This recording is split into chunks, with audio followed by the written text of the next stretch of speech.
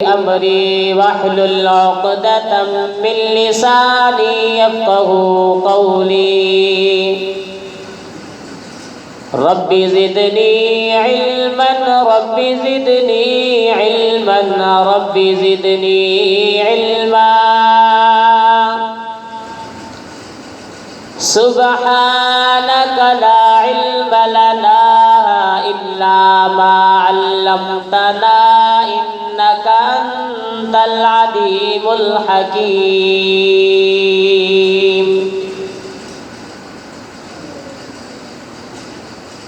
میرے انتہائی واجب الاحترام قابل صد احترام، میں نے اب حضرات کے سامنے قرآن مجید فرقان حمید اللہ کی لا ریب کتاب میں سے آیت کا ایک حصہ تلاوت کیا ہے۔ دعا ہے اللہ رب العزت سے مجھے کما حقہ بیان کرنے کی توفیق عطا فرمائے، اس کے بعد مجھے اور آپ کو اس کے اوپر عمل کرنے کی بھی توفیق عطا فرمائے۔ مہینے کی نسبت سے یہ شعبان کا مہینہ ہے۔ اللہ کے نبی صلی اللہ علیہ وسلم کا فرمان ہے، فرمایا الرجب شہر اللہ، رجب میرے اللہ کا مہینہ ہے، شعبان شہری، شعبان میں محمد الرسول اللہ صلی اللہ علیہ وسلم کا مہینہ ہے، رمضان شہر امتی، اور رمضان میری امت کا مہینہ ہے۔ اللہ کے حبیب صلی اللہ علیہ وسلم نے رجب کو اللہ کا مہینہ کیوں فرمایا، شعبان کو اپنا مہینہ کیوں فرمایا، رمضان کو امت کا مہینہ کیوں فرمایا؟ علماء نے وجوہات یہ لکھی ہے، فرمایا رجب کے اندر اللہ نے محبوب صلی اللہ علیہ وسلم کو رات کے تھوڑے سے حصے میں آسمانوں کی سیر کرائی، رب نے اپنی قدرت کا مناظر دکھایا ہے، اس لیے فرمایا رجب شہر اللہ، رجب میرے اللہ کا مہینہ ہے۔ اور شعبان میرا مہینہ، محبوب صلی اللہ علیہ وسلم نے فرمایا میں شعبان سے محبت رکھتا ہوں۔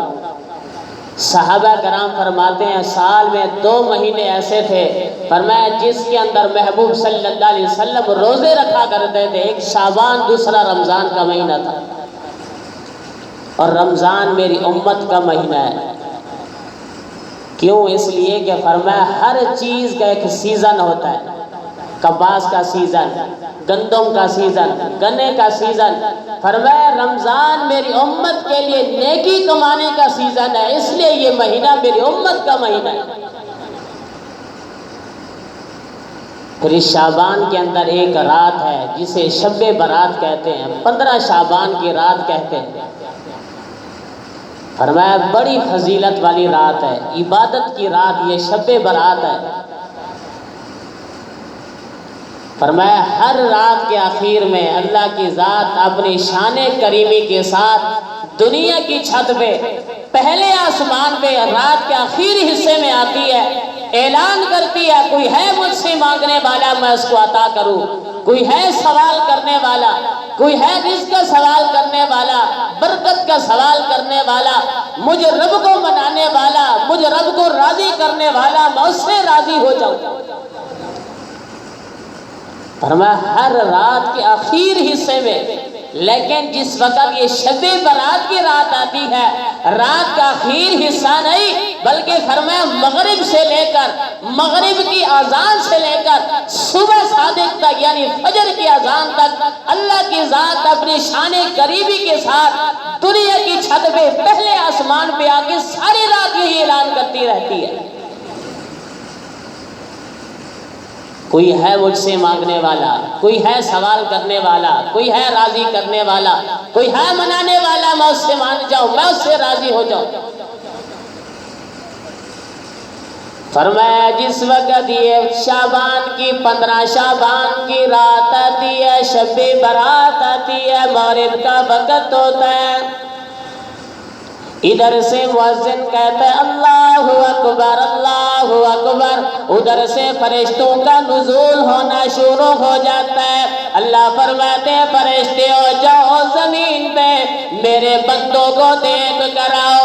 اللہ اکبر، فرشتے جماعتوں کی جماعت آتی ہے، گروہ در گروہ آتے ہیں، زمین کے اندر پھیل جاتے ہیں، بکھر جاتے ہیں۔ اللہ اکبر، جانبیں دیکھتے ہیں، ذکر کرنے والوں کو دیکھتے ہیں، سجدہ کرنے والوں کو دیکھتے ہیں۔ اللہ اکبر، اللہ کی حمد و ثنا کرنے والوں کو دیکھتے ہیں، ذکر اذکار کرنے والوں کو، تسبیح و تحلیل کرنے والوں کو دیکھتے ہیں، قرآن مجید کی تلاوت کرنے والوں کو دیکھتے ہیں۔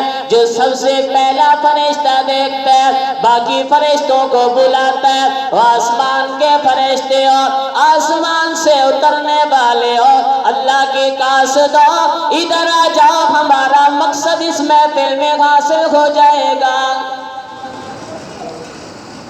فرمایا حدیث شریف میں آتا ہے، فرشتے آ کے اس محفل کو گھیر لیتے ہیں۔ فرمایا تم قرآن مجید کی تلاوت کرتے ہو، وہ قرآن مجید کی تلاوت کو بیٹھ کے سنتے رہتے ہیں۔ اللہ اکبر، تم ذکر کرتے ہو، وہ تمہارے ساتھ ذکر کرتے ہوئے نظر آتے ہیں۔ اللہ اکبر، فرمایا تم دعا مانگتے ہو، تمہاری دعا پر وہ آمین کہتے ہوئے اللہ اکبر نظر آتے ہیں۔ اللہ اکبر، جس وقت فرمایا تم محفل کو ختم کر دیتے ہو، واپس گھروں کی طرف لوٹ جاتے ہو، اللہ اکبر، فرمایا اپنے گھروں کی طرف جس وقت واپس جاتے ہو، فرشتے بھی الہ العالمین کی دربار میں چلے جاتے ہیں، رب کی دربار میں چلے جاتے ہیں۔ اللہ جاننے کے باوجود پوچھتے ہیں، او میرے فرشتے ہو، تم نے میرے بندوں کو کس حال میں پایا؟ اللہ اکبر، اللہ کی محبت دیکھو، محبت کا انداز دیکھو، محبت کا فرمایا محبت کے الفاظ دیکھو۔ اللہ فرماتے ہیں میرے بندوں، فرمایا یہ میرا بندہ، بڑی محبت کا لفظ ہے۔ جس وقت محبوب صلی اللہ علیہ وسلم معراج پہ جاتے ہیں، اللہ فرماتے ہیں محبوب میں آپ کو کس نام سے پکاروں؟ اللہ اکبر، محبوب خدا صلی اللہ علیہ وسلم فرماتے ہیں اللہ تو مجھے اپنا بندہ کہہ کر پکار، یہ مجھے سب سے زیادہ پسند ہے۔ فرمایا آج اللہ تعالیٰ کو شب برات کی رات ہے، فرشتے واپس جاتے ہیں، اللہ اکبر، اللہ تعالیٰ پوچھتے ہیں میرے بندوں کو تم نے کس حال میں پایا؟ اللہ اکبر، فرشتے کہتے ہیں اے اللہ ہم نے آپ کے بندوں کو، کسی کو ہم نے سجدے میں پایا، کسی کو ہم نے رکوع میں پایا، کسی کو ہم نے ثنا کرتے ہوئے پایا، کسی کو ہم نے ذکر اذکار کرتے ہوئے پایا، کسی کو ہم نے قرآن مجید کی تلاوت کرتے ہوئے پایا، کسی کو ہم نے والدین کی خدمت کرتے ہوئے پایا، کسی کو ہم نے یتیم کے سر پر ہاتھ رکھتے ہوئے پایا، کسی کو ہم نے ہمسایوں کا خیال کرتے ہوئے پایا، اللہ اکبر، کسی کو ہم نے مسکینوں کا خیال کرتے ہوئے پایا، اللہ اکبر۔ اللہ فرماتے ہیں فرشتوں پھر تم کیا کہتے ہو، ان کے ساتھ کیا معاملہ کیا جائے؟ فرشتے کہتے ہیں اللہ مزدور کو مزدوری پوری مل جانی چاہیے۔ اللہ اکبر، اللہ فرماتے ہیں فرشتوں پھر تم گواہ بن جاؤ، جس کو تم نے سجدے میں پایا میں نے معاف کر دیا، جس کو تم نے رکوع میں پایا میں نے معاف کر دیا، جس کو تم نے جس حالت میں نیکی کرتے ہوئے پایا میں رب نے سب کو معاف کر دیا۔ فرشتے کہتے ہیں اللہ کچھ لوگ اس محفل میں ایسے بھی تھے ان کا ارادہ نیکی کرنا نہ تھا، ویسے کسی کام سے آئے تھوڑی دیر بیٹھ گئے۔ اللہ فرماتے ہیں ہاں جس وقت دنیا کا دریا جوش میں آتا ہے نہ اونچ کی دیکھتا ہے نہ نیچ دیکھتا ہے، دنیا کا دریا جوش میں آتا ہے نہ خشکی کو دیکھتا ہے نہ تری کو دیکھتا ہے۔ اللہ فرماتے ہیں پھر یہ تو مجھے رب کا رحمت کا دریا ہے۔ فرمایا جس وقت یہ جوش میں آتا ہے نہ حاکم کو دیکھتا ہے نہ محکوم کو دیکھتا ہے، نہ امیر کو دیکھتا ہے نہ غریب کو دیکھتا ہے، نہ بڑے کو دیکھتا ہے نہ چھوٹے کو دیکھتا ہے، فرمایا اپنی رحمت کے صدقے سب کو معاف کر دیتا ہے۔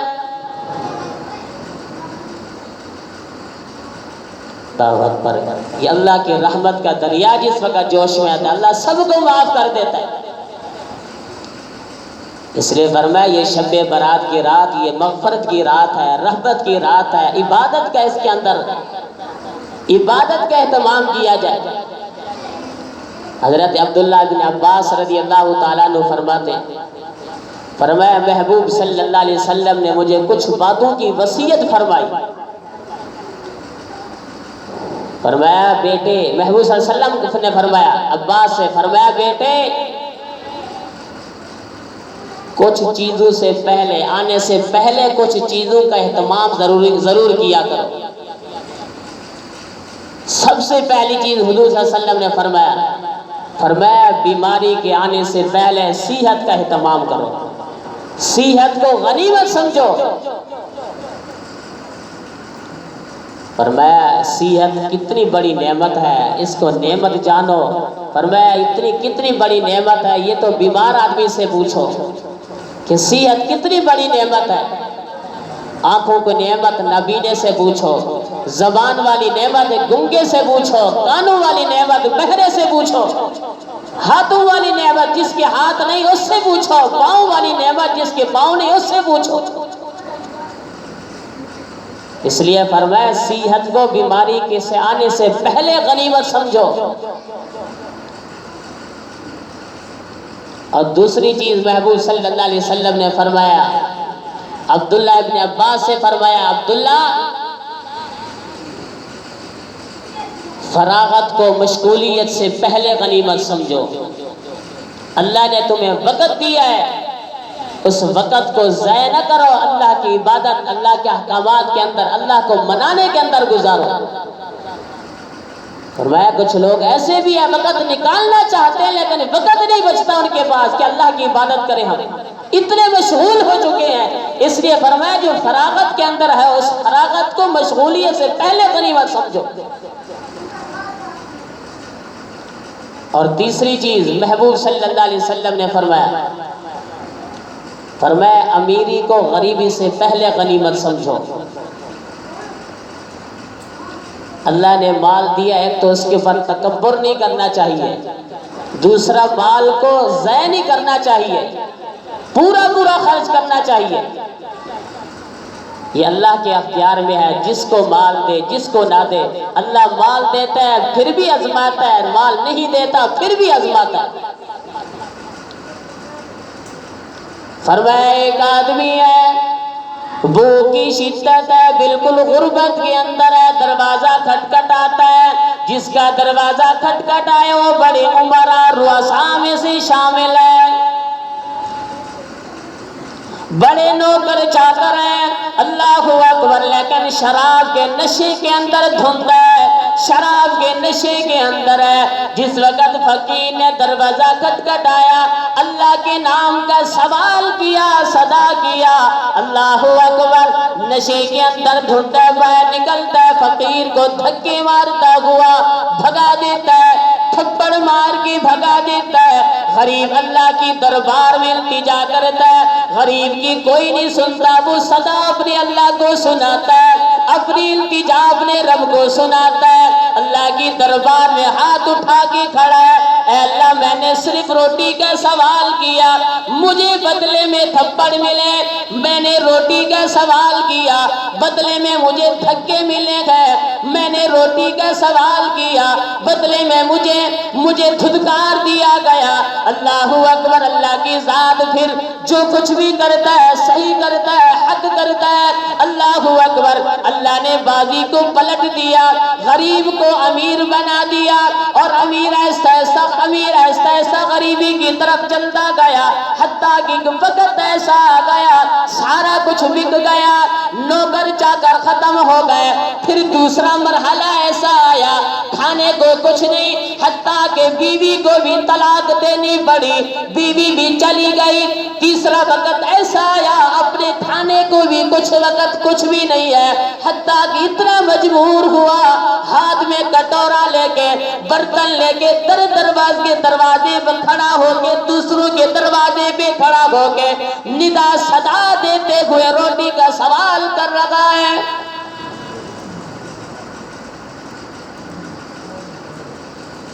مانگتا ہوا جا رہا ہے، وہی غریب جس نے اس سے سوال کیا تھا، جس کو اللہ نے امیر بنا، اسی کے دروازے پہ جاتا ہے۔ جیسے دروازہ اس کا کھٹکھٹایا، اس نے گھر والی سے کہا اس سائل کا سوال پورا کرو، کچھ دے دو اس بیچارے کو۔ اب گھر والی گئی، دروازہ کھولا، اس بابے کو دیکھا، جیسے ہی دیکھا وہ بے ہوش ہو گئی۔ اس کا گھر والا آیا، کہتا ہے کیا ہوا، کیا دیکھا تم نے، کون سی چیز ایسی دیکھی جس کی وجہ تو بھی ہوش ہو گئی؟ کہنے لگی یہ میرا وہی پہلا گھر والا ہے جس کی میں گھر والی تھی، شہنشاہی زندگی گزارتا تھا، اس کے پاس سب کچھ موجود تھا، نوکر چاکر تھے، لیکن اللہ کی نعمت کی اس نے قدر نہیں کی تھی۔ اس لیے محبوب صلی اللہ علیہ وسلم کا فرمان ہے، فرمایا امیری کو غریبی کی آنے سے پہلے غنیمت سمجھو، جتنا شکر کرتے جاؤ گے اللہ اتنا ہی زیادہ تمہیں دیتا چلا جائے گا۔ اور چوتھی چیز محبوب صلی اللہ علیہ وسلم نے فرمایا عبداللہ زندگی کو موت سے پہلے غنیمت سمجھو۔ فرمایا زندگی کے اندر اعمال کر سکتے ہو، زندگی کے اندر اللہ کو منا سکتے ہو، زندگی کے اندر رب کو راضی کر سکتے ہو، لیکن جس وقت روح نکل گئی کوئی اعمال نہیں کر سکو گے، کیونکہ دنیا کے اندر اعمال ہے، حساب نہیں ہے، مرنے کے بعد حساب ہے تو اعمال نہیں ہے۔ اس لیے حضرت علی کرم اللہ وجہ جس وقت قبرستان میں جاتے قبر والوں کو خطاب کرتے، قبر والوں کو مخاطب ہو کے فرمایا کرتے تھے او قبر میں سونے والوں، قبر کے اندر رات و نیند کے اندر سونے والوں، دنیا کے اندر نساؤکم اموالکم اولادکم ودیارکم، دنیا کے اندر جس عورت کی خاطر تم نے نمازوں کو قضا کر دیا، احکامات کے اندر تم نے کمی اختیار کی تھی، بیوی کہتی ہے تو نماز دے جائے گا، میں گھر میں اکیلی کیا کروں گی، تو بیوی کو راضی کرنے کے لیے نماز چھوڑ جایا کرتا تھا، چھوڑ دیتا تھا، بیوی کو راضی کرنے کے لیے رحمان کو تم ناراض کر بیٹھا۔ اور قبر میں سونے والوں، حضرت علی کرم اللہ وجہ کے الفاظ ہے، فرمایا قبر میں سونے والوں جس عورت کی خاطر تم نے دین کے اندر کوتاہی اختیار کی، جیسے ہی تم قبروں کے اندر آئے تمہاری بیوی دوسرے کے نکاح میں چلی گئی۔ اور قبر میں سونے والوں جس اولاد کی خاطر تم نے نہ پاکی کو نہ دیکھا، پاکی نہ پاکی کو نہ دیکھا، حرام حلال کو نہ دیکھا، وہ بھی تمہیں قبر تک چھوڑ کے چلی گئی، وہ بھی تمہارے ساتھ نہیں، گھر میں بیٹھ کے بابا بابا تو کر رہی ہے لیکن بابا نظر نہیں آتا۔ اور قبر میں سونے والوں جس مال کی خاطر تم نے کتنی محنتیں کی، مال جمع کرنے کے لیے رات دن کو یہ کر دیا، رات کو بھی مال جمع کرنے کی کوشش ہے، دن میں بھی مال کو جمع کرنے کی فکر ہے، صبح کو بھی شام کو بھی، اور سردی میں بھی گرمی میں بھی سفر میں بھی حضر میں بھی، فرمایا تم مال کی فکر میں زندگی گزار دیا، تمہارے مرنے کے بعد تمہارا سارا مال تقسیم ہو چکا۔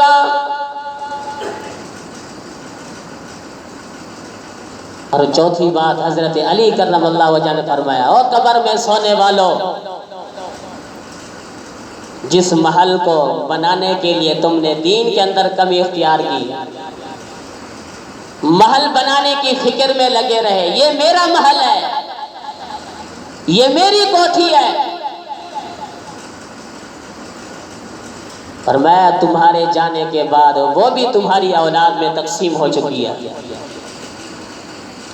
فرمایا کوئی کسی کا محل نہیں، دنیا میں تو ایسے رہو جیسے مسافر یا رہ گزر رہتا ہے۔ آپ کا یہ نواب صادق بہاولپور والا عالی شان محل تیار کرتا ہے، وہاں سے ایک فقیر کا گزر ہوا، اس نے ایک نوکر سے پوچھا یہ مسافر خانہ کس کا ہے؟ اب نوکر جا کر کہنے لگے یہ تمہیں مسافر خانہ لگتا ہے، اتنا عالیشان محل بنا ہوا ہے۔ اس نے کہا مجھے پتہ ہے یہ مسافر خانہ کس کا ہے۔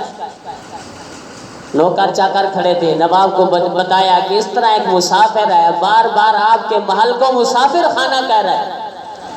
اس نے کہا میرے پاس لے آؤ۔ نواب کے پاس لایا گیا، اس نے وہی سوال کیا کہ میں نے ان سے پوچھا ہے یہ مسافر خانہ کس کا ہے۔ نواب صادق کہنے لگا تو پاگل ہو گیا، اتنا سادہ ہے، تو ایک محل کو مسافر خانہ کہہ رہا ہے۔ اس نے کہا اچھا یہ بنوایا کس نے؟ کہا میرے پردادا نے۔ وہ کہاں ہے؟ کہتا وہ قبرستان میں چلا گیا۔ اس کے بعد کون آیا؟ کہتا میرا دادا آیا۔ کہتا اب وہ کہاں ہے؟ کہتا وہ بھی قبرستان چلا گیا۔ کہتا اس کے بعد کون آیا؟ کہتا میرا بابا آیا۔ کہتا وہ کہاں ہے؟ وہ بھی قبرستان چلا گیا۔ کہا اب میں رہ رہا ہوں۔ اب فقیر کہنے لگا تیرے بعد کون آئے گا؟ کہتا ہے میری اولاد آئے گی۔ کہتا ہے جب تیرے پر دادا نے بنایا وہ نہیں رہا، تیرا دادا نہیں رہا، تیرا بابا نہیں رہا، تو نہیں رہے گا، آگے منتقل ہوتا جا رہا ہے، پھر اس کو شاہی محل کیسے کہا؟ یہ تو مسافر خانہ ہے۔ اس لیے محبوب صلی اللہ علیہ وسلم نے فرمایا کن فی الدنیا کانک غریب او عابر سبیل، دنیا میں ایسے رہو جیسے کوئی مسافر یا رہ گزر رہتا ہے۔ پھر اس مہینے کی نسبت سے آج رات جو آنے والی رات ہے یہ شب برات کی رات ہے، کچھ لوگ اس کے اندر کچھ اضافہ کر لیتے، کھانے پکانے میں، تقسیم کرنے میں، اس کے اندر یہ رات گزار دیتے۔ یہ رات کھانا پکانے، تقسیم کرنے، کھلانے کی رات نہیں، یہ عبادت کی رات ہے۔ اور بعض لوگ اکٹھے بیٹھ جاتے ہیں ذکر کرنے کے لیے یا قرآن مجید کی تلاوت کرنے کے لیے۔ علماء نے لکھا ہے فرمایا اس رات میں جتنا تنہائی میں، حتیٰ کہ اپنے گھر والوں کو بھی نہ پتا چلے، جتنا تنہائی میں عبادت کرو گے اتنا ہی اللہ کی رضا کا سبب بنے گی۔ فرمایا زیادہ سے زیادہ کوشش کرو کہ کسی کو عبادت کا پتہ ہی نہ چلے۔ ہمارے ہاں کیا رواج ہے، تھوڑی دیر بیٹھ گئے پھر صبح کو پوچھتے ہیں ایک دوسرے سے رات کو تو نے عبادت کی تھی نہیں کی تھی، جاگا تھا کہ نہیں جاگا تھا۔ اللہ کے بندے یہ عبادت کی رات ہے، قبولیت کی رات ہے، لیکن تنہائی میں زیادہ اللہ اس کو پسند فرماتا ہے۔ اور تیسری بات علماء نے یہ لکھی، بعض لوگ اس رات میں قبرستان چلے جاتے ہیں، دیہاتوں میں تو کم جاتے ہیں، شہروں میں زیادہ چلے جاتے ہیں۔ فرمایا قبرستان جانے کے لیے کوئی وقت مقرر نہ کریں، جس وقت چاہیں چلے جائیں۔ اللہ کے نبی صلی اللہ علیہ وسلم کی 23 سالہ زندگی میں شب برات کی رات میں صرف ایک مرتبہ قبرستان گئے، باقی کسی شب برات کی رات کبھی نہیں گئے قبرستان۔ اس لیے فرمایا قبرستان جایا کریں، روزانہ جائیں، جمعے کے جمعے جائیں، لیکن دن مقرر نہ کریں کہ میں اس دن ہی صرف جاؤں گا۔ اس لیے آج کی رات یہ شب برات کی رات ہے، عبادت کی رات ہے، کوشش کریں اس کے اندر عبادت کرنے کی اور دن کے اندر روزہ رکھنے کی کوشش کریں۔ اللہ تعالی ہم سب کو صحیح معنوں میں اللہ کی رضا والے اعمال کرنے کی توفیق عطا فرمائے۔ وآخر دعوانا الحمدللہ۔